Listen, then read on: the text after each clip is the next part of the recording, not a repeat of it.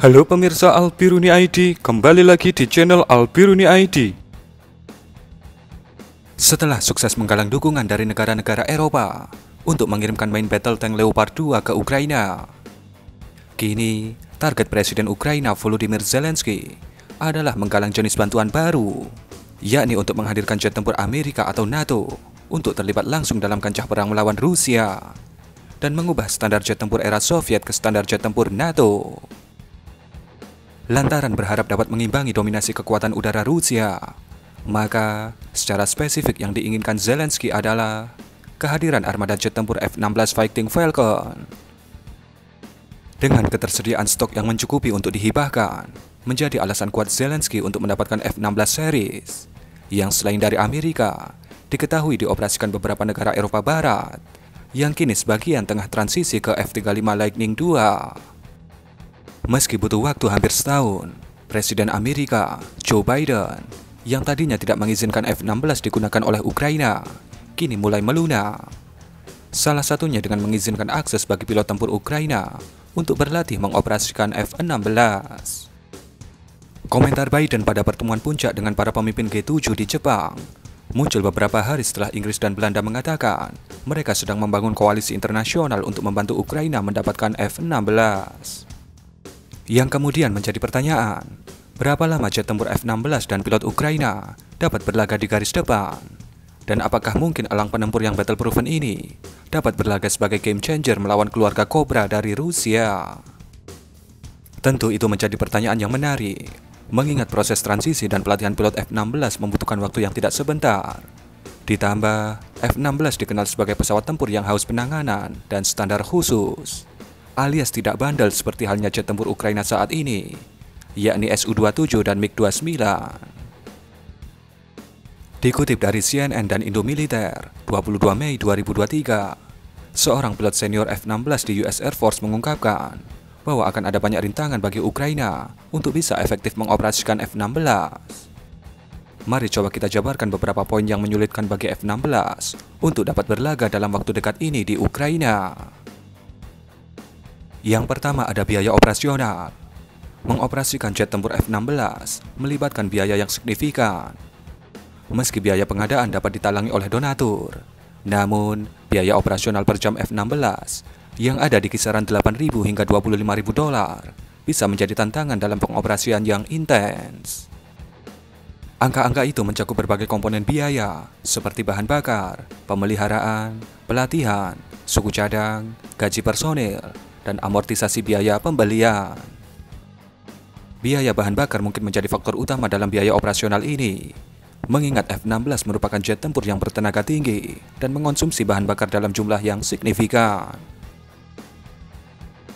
Yang kedua ada sumber daya manusia dan pelatihan. Mengoperasikan jet tempur modern seperti F-16 membutuhkan personel yang terlatih dengan baik dan memiliki pengalaman yang memadai. Pelatihan pilot dan teknisi yang memadai akan memakan waktu dan sumber daya yang signifikan. Ukraina mungkin menghadapi kesulitan dalam mencukupi kebutuhan ini. Untuk pilot, setidaknya dibutuhkan waktu 4 bulan untuk berlatih menerbangkan F-16. Sementara pelatihan teknisi bisa lebih lama lagi. Yang ketiga ada keberlanjutan operasional. Mengoperasikan armada jet tempur modern membutuhkan infrastruktur yang memadai, termasuk landasan pacu yang sesuai, fasilitas perbaikan, dan logistik yang andal. Ukraina mungkin menghadapi kesulitan dalam memperbaharui atau membangun infrastruktur yang diperlukan untuk mendukung operasi F-16. F-16 melakukan yang terbaik di landasan pacu yang panjang dan terawat baik. F-16 dapat menghadapi kesulitan di negara-negara bekas Soviet yang tersebar di seluruh Ukraina. Tulis analis Rand Corp, John Hoon, dan William Courtney.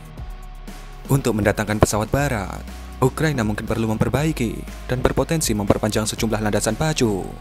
Sebuah proses yang kemungkinan besar akan terdeteksi oleh satelit ataupun pasukan intelijen Rusia. Yang keempat ada prioritas pertahanan. Ukraina mungkin perlu memprioritaskan pengeluaran pertahanannya pada kebutuhan yang mendesak, seperti mempertahankan keamanan perbatasan atau menghadapi ancaman langsung dari pihak lain. Dalam situasi konflik atau ketegangan, Ukraina mungkin mengalihkan sumber daya dan perhatian ke sektor pertahanan lainnya, sehingga membuat pengoperasian F-16 menjadi lebih berat. Dan yang kelima, ada persenjataan F-16 yang mahal.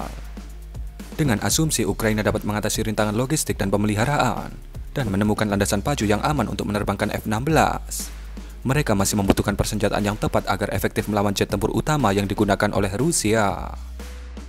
Persenjataan canggih untuk F-16 akan sangat mahal. Sebagai ilustrasi, satu unit rudal udara ke udara AIM-120 AMRAAM berharga sekitar 1,2 juta dolar. Amerika dapat menyediakan AMRAAM dan senjata lain dari persediaannya. Tetapi, dengan waktu produksi yang ada saat ini, maka Amerika beresiko kehabisan persediaannya sendiri jika rudal-rudal itu kemudian diperlukan dalam konflik yang secara langsung melibatkan pasukan Amerika. Dalam konteks Ukraina, faktor-faktor tadi dapat menjadi alasan mengapa berat bagi mereka untuk mengoperasikan jet tempur F-16.